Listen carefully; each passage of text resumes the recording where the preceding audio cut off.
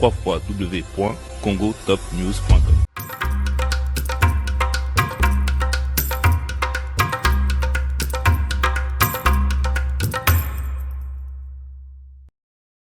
Mbote na bandeko ba congolais epai nyonso bozwami ndenge na mesana kopesa bino mbote kimia pe matondo ezala na bandako na bino baye nyonso bazwaka ntango ya kolanda biso na émission na biso ya monene oyo tolobelaka baye bakenda nsango. Baye bakenda nsango kimia pe matondo ezonga na bandako na bino na baye nyonso bazwaki bantango ya kobenga biso na batelefone na bango na bakontina nyonso epai bozwami.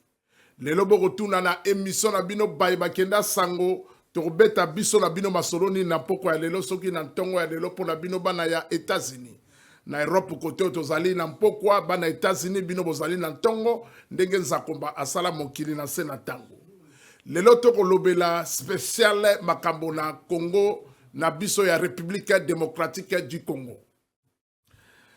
Baye oyo batanga mingi na français balobaka, même si vous refusez de la politique elle-même s'occupera de vous. Ata yo boy kolobela makambo na politique yango moko ekolanda yo tina ndako na yo esika yo zwami. Pona tolia esenga kanabiso politique, pona tolata bilamba esenga kanabiso politique. To komi wapi lelo na émission na biso baye bakenda sango. Émission baye bakenda sango kuna tolobaki tokolobela baye bakenda sango na masolo nyonso oyo ezali na se na tango elingi koloba baye nyonso oyo bayebana na badomaine nyonso oyo ezalaka na kati ya communauté na biso. Mais lelo mingi na kolobela spécial ya Congo démocratique na makambo oyo etali politique. Pona mone bele bakotala obe miziki ntongo mpokwa miziki na miziki ba congolais me makambo ya mboka ya Congo démocratique tokolobela yango te. Lelo nalobaki na kolobela spécial Congo démocratique na bakambo na politique. Lelo ezali émission spéciale na kolobela baye oyo bakotombola nkita ya Congo démocratique na ndenge ya politique. Lelo na kolobela son excellence VPM ministre ya économie Daniel Mukoko Samba. Na kolobela lelo ndeko oyo mobali akosala mosala na Congo démocratique ya kobunda. Na kati ya Congo démocratique ya kobunda pona Congo na biso biloko ya kolia ekita pona Congo ti lelo tozali na problème nano ya kolia mboka mobimba tozali na problème ya kolia bilei na Congo ezali eloko ya mpasi ekosala nsoni mbula na mbula ba congolais kolelobe kolia makambo ya kolia ezali makambo to bomba te tokoloba nyonso na télévision lelo tokolobela son excellence Daniel Samba Mukoko. Na kolobela kaka ye moko te émission oyo baye bakenda sango ekobanda kolobela baye oyo bakosala masolo ya kitoko na badomaine nyonso nde nayebisaka bino. Mutu ya mibale na kolobela lelo na Congo démocratique na kolobela son excellence ministre ya justice son excellence Constant Mutamba ye azali ministre na biso ya justice oyo na kobenga Anzelu na matière otokolobela ya politique oyo aye na idéologie ya malamu ya kozongisa mboka na biso na nzela na kolobela bango mibale bakozala lokola ndakisa pona ba ministre mususu oyo bazali na Congo démocratique otokomona ebele bazalaka ba ministre ba mususu pe batie bino na suka nango Congo tokomona ta vision moko ya malonga te na suka nango pe bolongwe ba ministre botiki Congo kaka ndenge ezalaki mais avec bato mibale ona kolobela son excellence Daniel Samba Mukoko na ndeko na ye otokolobela ministre ya justice Constant Mutamba. Lelo na kolobela bato mibale wana pona nini na kolobela bango lelo tomeki kotala oyo bazali kobundana pona Congo démocratique ezali na biso ebe kozongisela bango bafololo. Na kotia lelo mwa briefing moke otobengi na kotela mwa interview moke tolanda son excellence ndeko na biso Daniel Mukoko. Azalaki na ba séjour na mboka ya Mindele akendaki kuna pona kobunda kaka pona ba économie ya mboka ya Congo démocratique ndenge nini biloko ekoki kokita biloko ya kolia na Congo démocratique yango mikolo naza kobenga ye moto moindo na politique na kati ya Mindele moto moyindo na politique na kati ya mindele son excellence Daniel Mukoko Samba mpo akendaki komona ti mindele mpo na likambo ya ekonomi ya Congo démocratique ndenge nini biloko ekoki kokita asukaki kaka wana te mokolo ya le 22 août oto kolobela oto zali akutanaki bongo na ba droit de consommateur congolais bako benga bango ba droit de consommateur congolais oyo basalaka kuna pona kutala makambo ya kolia ya bato bilei polibumu soke zali ya kotonda te balobi moto akanisaka malamu te ekozala be désordre kokota na mboka ndenge baloba na baya lokoto na français libumu un ventre oyo ezali enfamé n'a pas d'oreille eyokaka te ezalaka pe na écoute te wana bino baye na français mbote topesi na bino nyonso o bozali kolanda bino bozali kolanda biso na émission na biso ya monene ndenge na lobaki baye bakenda sango ndenge bomona yango na sima ya ba écran na bino mbote ya liboso na kopesa na sponsor impeccable Dr Robert Songaba spécialiste gynécologue bazali baye o bazali ko sponsoriser émission oyo émission ko bana kotala mapé ko zali sponsoriser na baye na kimia pe baye oyo mutu esalaka Dr Robert Songaba roba en direct ya mboka ya Johannesburg topesi mbote sika yo ozwami tozonga na technique tolanda nanu elema ya liboso oyo tokolobela ya son excellence VPM ye ayeba na kombo ya Daniel Samba Mukoko ye azali nani ye azali ministre ya économie ya biso ya Congo démocratique asali mingi mayele pe zali kati na ye ndenga ko bundana tolanda nanu ba déclaration na ye sima nango qu'on se retrouve à tout à l'heure régie tozonga na régie moke epai nini yango esimbami na Christian Mbamu moto moindo na kati ya mindele basi bandima ye na masolo na filmage pe ya montage soki osilisi kolamba biloko wana Christian Mbamu eske ko balosa yango bana ya Congo démocratique me poto Europe balanda masolo oyo tozali kobeta biso na bino Christian Mbamu soki osilisi kolamba yango balanda nanu son excellence Daniel Samba Mukoko qu'on se retrouve à tout à l'heure.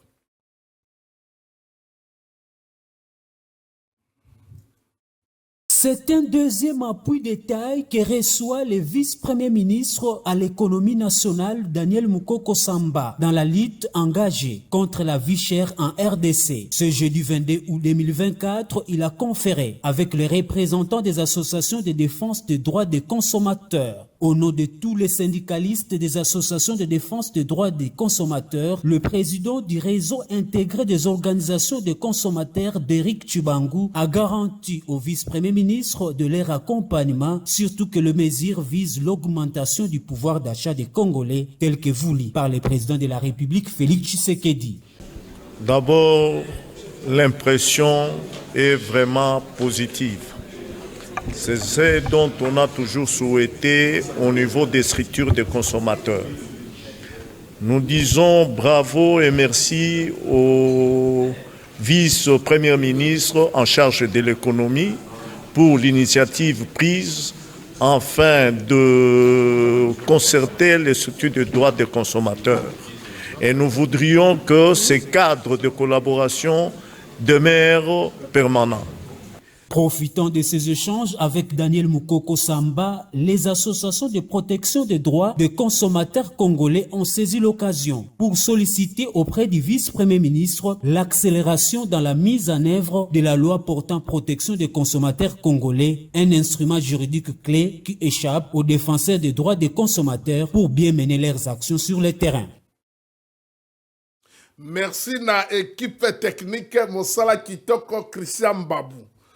Christian Mbamu soki asimbi na nzela na caméra esalaka biso pe esengo mpona kopesa bino journal télévisé oyo tozali kolobela bino ezali ba actualité ya semaine oyo ndenge tokokoma dimanche oyo wana ezalaki touti kolanda son excellence Daniel Samba Mukoko wana ezalaki bongo jeudi oyo le 22 août akendaki kokutana na bato ya droit de consommation mpona makambo etali makambo ya bilei ya kolia babunda ndenge nini biloko ekita na Congo démocratique. Tozui moto o tokolobela ye. Pourquoi tokolobela ye? Tokolobela ye parce que azali moto oyo azali vraiment kobunda. pe azali ko talisa ke lobby Congo et pas ini na ko même na Congo démocratique azali moko o azali ko bunda mingi pona biso ba congolais na bay o ba kolanda biso mbote to pesi bongo na champion action Zakoto di kofi moko pa mpanzi mi balé ya mpanzi elongwe mi kwa mi balé ya mpanzi ke action Zakoto di kofi ya ngombe mwana mobali mbote singa olanda biso na émission na biso ba bakenda sango mbote na champion Zakoto to pesi yo mbote pona ni na bosana Fedor coiffure coiffa kitoko masolo kitoko ba coiffeur ebele ba benga ba coiffeur mais so pesi ba biloko likolo 4x4 ba ko karaté pona benga ba coiffeur faut ba ko kata biloko yo Fedor coiffure la mec qui parle Mbiaka ya yo ngona en direct ya Château Rouge ba coiffeur ba ibi musala donc on a la technique. To balancer les sous deuxième élément, nous parlons toujours. Il y a Daniel Samba. Beaucoup m'a dit à la télévision à Binote. Bozala wana soki to silisi ko beta masolo ya son excellence Daniel Samba. Mukoko to zoambala moko Constant Mutamba. To zika rabatomi balé oyo bang sala combo na Congo démocratique, c'est-à-dire ba boyi corruption. Pona bang balobi te to ko sale la république na biso. Oye na mbongo ba boaki mbongo. Voilà. Intellectualisme na bango ba kosalela yango nde bayo to zala na posa na bango na Congo yango to bwaki na bango ba fololo pot émission o ezali poto lobela bino so yo po lingi ba lobela yo posa na ba restaurant yaka so ko lingi ba lobela yo na masolo na ndembo yaka awa to poni mutute so ko sala makambo ya kitoko to ko lobela yo to zonga na technique toujours avec Christian Mbambu moto moindo na katia mindele to landa na technique déclaration ya son excellence na réunion bazalaki pe na ministre d'information azalaki wana to na lisusu son excellence Daniel Samba Mukoko. Devant un panel de journalistes, Daniel Mukoko Samba a préalablement énuméré la liste de produits concernés par ces mesures contre la vie chère. Il s'agit du maïs, de la farine de maïs, il s'agit du lait en poudre, du riz importé, des volailles, du poisson, de la viande, de l'huile végétale. Il s'agit donc des produits qui sont consommés de manière régulière par les ménages congolais. Le patron de l'économie nationale congolaise, Daniel Mukoko Samba, a rassuré que certains droits des douanes seront réduits de 20 voire à 50%. D'autres seront supprimés. Selon lui, le gouvernement a privilégié l'intérêt général et appelle les établissements et services publics du secteur de faire des efforts en interne. Et le gouvernement va demander aux établissements publics qui vivaient de ces ressources de faire des efforts internes, soit de diminuer leurs charges, parce que entre faire vivre des établissements publics à qui l'État a donné des missions, mais le faire aux dépens de l'ensemble de la population, le choix est clair. À la question de savoir quand est-ce que ces mesures entreront en vigueur, Daniel Mukoko Samba a promis qu'elles seront appliquées dans l'immédiat, aussitôt que la première ministre signera le décret. Ça va entrer en vigueur quand? Ça va entrer en vigueur le plus rapidement possible. La forme d'un décret que son Excellence Madame la Première ministre va prendre pour nous assurer que ce qui a été décidé par le gouvernement sera appliqué par les services publics concernés. Quant aux opérateurs économiques étrangers qui ne respecteront pas ces mesures, le vice-premier ministre Daniel Mukoko Samba a insisté qu'ils seront simplement expulsés. Une réunion est prévue cette semaine entre le ministère de l'économie nationale et le ministère de la justice pour que nous regardions que prévoit l'arsenal juridique de notre pays par rapport à ce type de comportement. Et ce qui est prévu dans l'arsenal juridique en vigueur sera appliqué de la manière la plus sévère. Et en ce qui concerne les opérateurs économiques de nationalité étrangère, il n'est pas exclu que certains d'entre eux soient expulsés du territoire national si nous découvrons des personnes qui s'attellent à des pratiques qui n'ont pour finalité que de faire souffrir le ménage congolais. Merci na équipe technique Mosala Kitoko. Wana tuuti kolanda VPM son excellence Daniel Mukoko Samba. boyoki oye alobi ba mesure ya sika ezwami pona baye nyonso oyo bazali kobebisa mboka na nko. Ozalaki na bandunda na yo oye koteka ndunda okei na bilanga kaka ndunda yo bukaki oye nango ombatisi ntalo yo moko. Oye kaka neloko moko yo moko sali olonaki na sima ya ndako oye yo moko kaka. Yango pe mboka moko eza kobonga te po biso ba Congolais mitema mabe eleki. Eloko musu pe ezali gouvernement te, c'est-à-dire mutako ya neloko ne ye moko kaka amatisi prix. Mutu aza na kombi ya transport, aza na yas. Pona kaka batu transport eza difficile, ale ye moko mbala moko abutisi. Ezalaki 5 000 francs, ale atie 7 000 ye moko. Quelque part biso ba Congolais to luka pe moyen to bongisa mitema oya biso. Eloko musu la sepe nango makasi ya décision oyo son excellence bazui na niveau ya gouvernement ezali likambo ya ko expulser ndenga lobi yango na lokoto na français na baye batanga mingi yako bengana baye nyonso o bayaka b'investisseur o bazako ya na Congo démocratique o bako respecter mibeko o bango batiete bako bengana yo na mboka ya Congo démocratique. Son excellence to betelo maboko yango tolobi soki tomoni Constant Mutamba boye et pas Iboye, na droite tomoni Daniel Mukoko. Même idéologie. Ah, to solo bela baye, o bazo sala musala kitoko. Po bela la kati ya gouvernement, tchebino bana ba tchebino be ticket, to mona tele ko bozo salate. Constant Mutamba za okita sur le terrain. Son excellence Daniel Samba Mukoko sur le terrain za okita. Azoko kende libanda, azako zonga pona ko bundana. Bino musu bana ba tia bino ba ministre, bo vandi wana ta eloko mokote. Elokote. Et le côté, il y a un président de la République démocratique du Congo, son excellence Félix Antoine Tshisekedi Tshilombo. Son imota ko sala mo sala malamu te, nzele zali moko ka kolongola ye. Ko tia moto azali o yakoy ko sala mo sala. O makambo ya Congo démocratique batu balobi ti balembi, banda to banda o beba discours ti lelo eloko ko kende liboso te. Merci encore pour la deuxième fois na Otoro son excellence Daniel Samba Mukoko. Deuxième élément, Tosongi Bongo et pas ya ministre de la Justice. Son excellence Constant Mutamba. Qui est Constant Mutamba? Azali Nani. Azali Congolais, génération Oyasika. Baetobane koze la banda kala, bazala na Congo démocratique. Mwana mobali oyo toboa kele bafololo, mpoto Europa, Amerika, Asie. Na bamboka ya bapaya, bakomi kondima idéologie ya mwana mobali oyo. Abimi lokola ba président ya Mali. Banda batia na pouvoir à changer ndako comme na Gombe, c'est vrai. Banda batia na pouvoir à changer voiture, c'est vrai. Banda batia na pouvoir à tika ko yate na poto, c'est vrai. Yango la lobi bazali ndenge moko na Daniel Samba Mukoko. Son excellence Daniel Samba Mukoko bakeiti Namboka mindele pas d'investisseur. Toyo kite la gouvernement ba million mo bimi balie ba mbongo moko boy.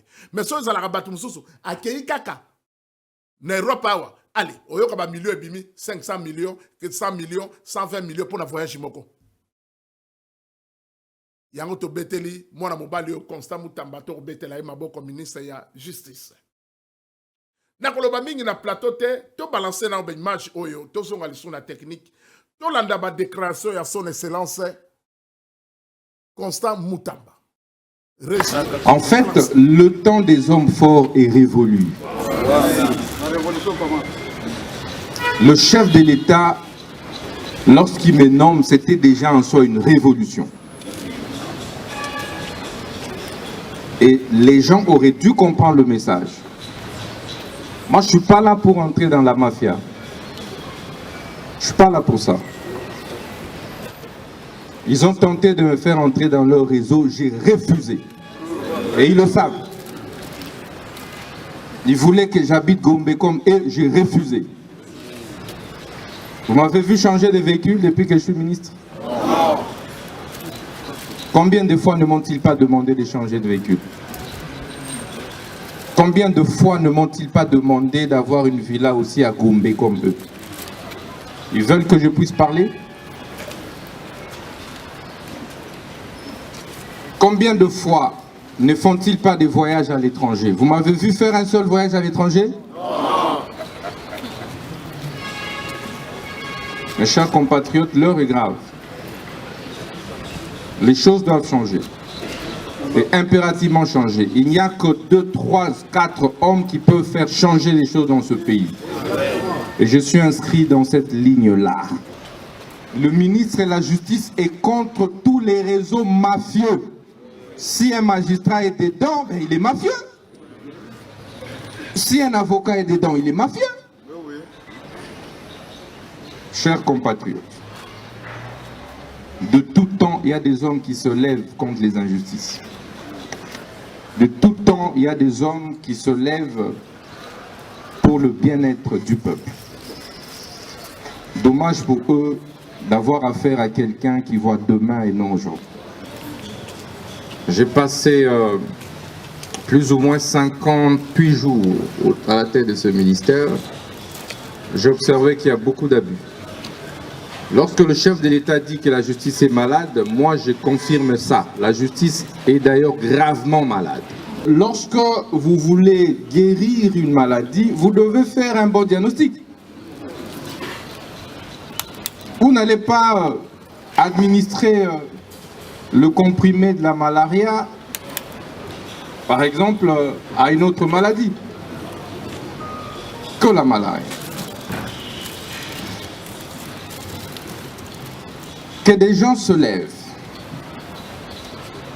Parce que je sais, ce ne sont pas ces syndicalistes, ces pauvres syndicalistes. Ils sont de bonne foi. Je sais qui est derrière. C'est pas ma tête qu'ils cherchent, ils cherchent la tête du chef de l'État. Waouh! Moi, Nana Nzelou. Son excellence Constant Mutamba. Wana toti kolanda biso na bino. Elobela mwana mobali oyo akoloba otangi elongi na omoni ke makambo akoloba ezali na nzela mpe ezali ya solo.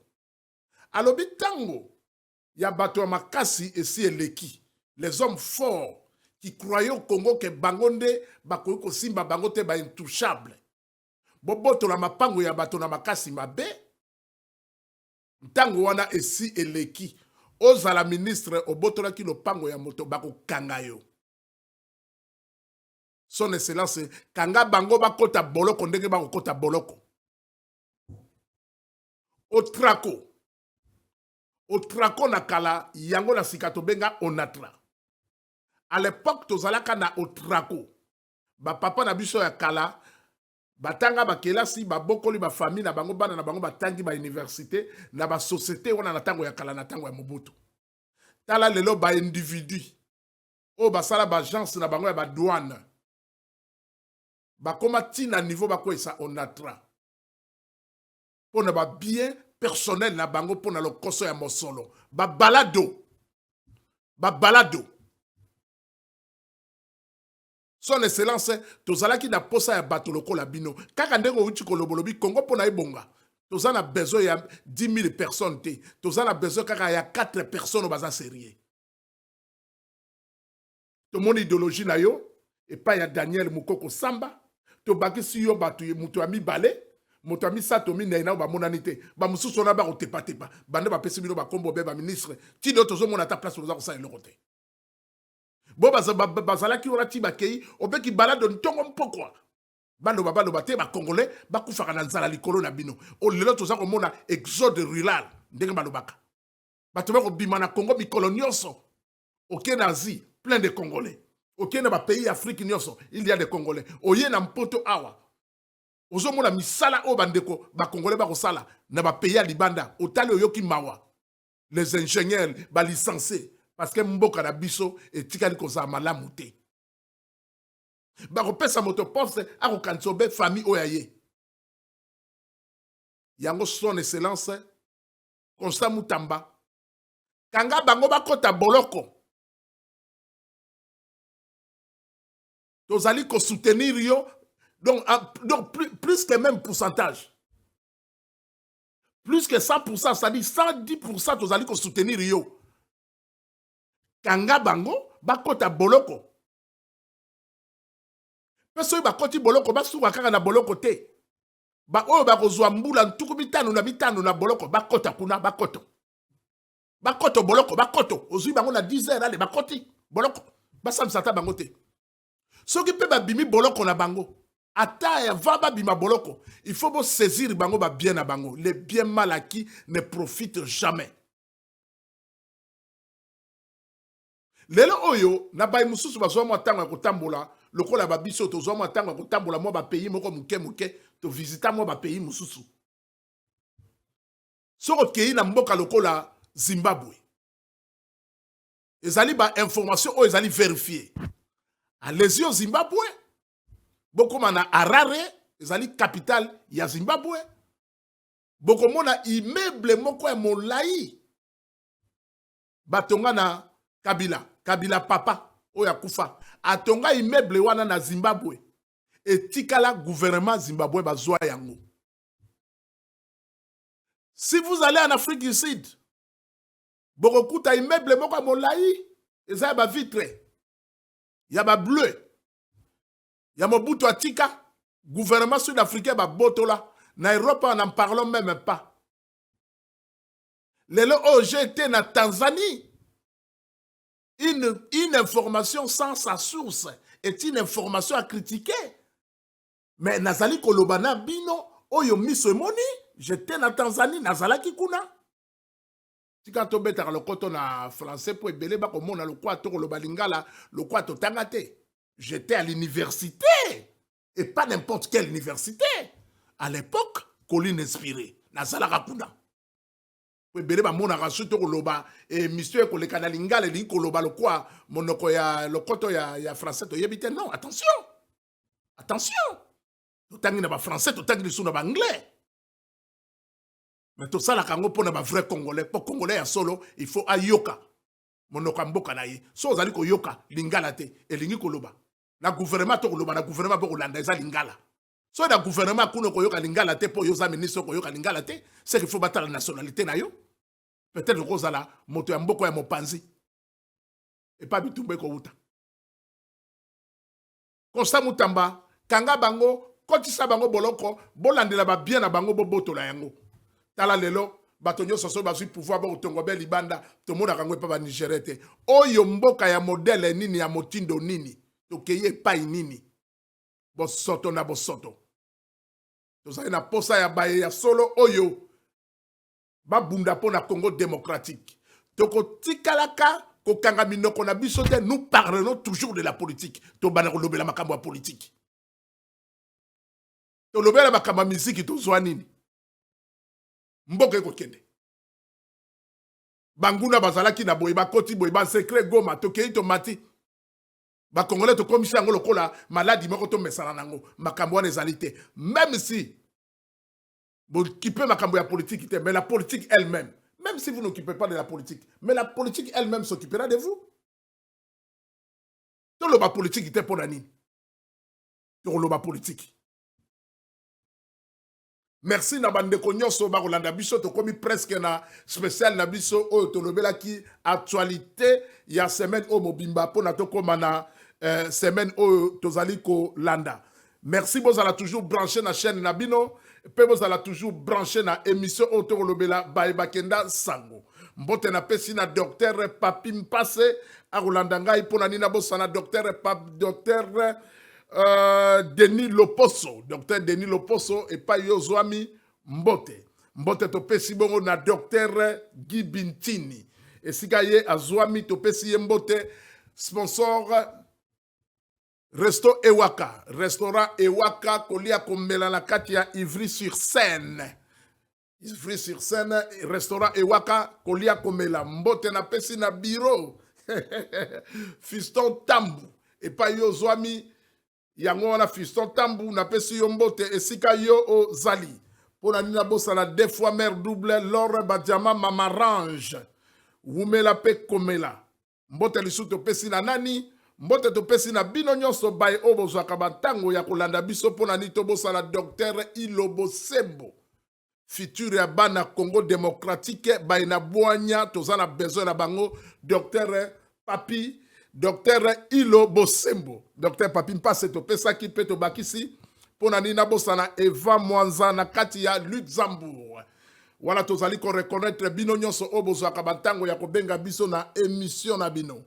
To bosana te tokozala bongo na semaine oyo tokobanda tokozala na baévénement ebele bozala toujours branché na émission na bino bayebakenda sango na bayebakenda sango bokomona makambo nano bomona te ekozala na kati ya émission oyo ezali nango ce n'est qu'un début ndenge bato na lokoto na français baloba mpo na ngai ezali ober remerciement monene na bandeko oyo équipe technique oyo esimbaki masolo na biso na soirée ya lelo soki na mpoko ya lelo ndenge bomesaka na lokoto na lingala soki pe na ntongo ya lelo mpona bino bana ya Australie mpona bino bana ya Asie bana ya Japon pe babengaka biso topesi bino mbote moye totanga bakombo na bino ebele ezali te na nzela na télévision ngai moumbu na bino nazali wana mpona ba information merci na son excellence Daniel Samba Mukoko mpona nina bosala Constant Mutamba spécial émission ya lelo ezalaki ya bato mibale wana yo pe sala mosala kitoko mpo tolobela yo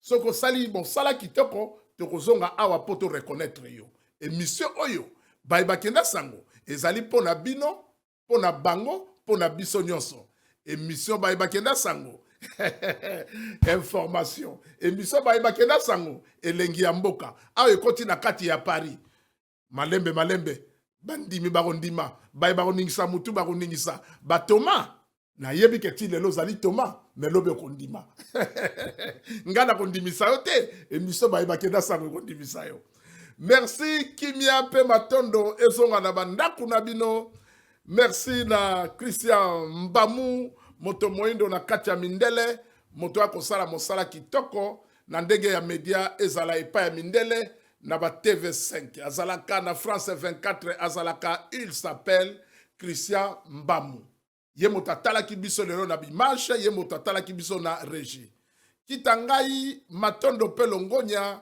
ezonga na bandaku na bino ezalaki ya bino moumbu na bino molobeli na bino Ali Bokuma autrement dit mongongo ya bana Jobour à suivre prochainement. Bye bye sango.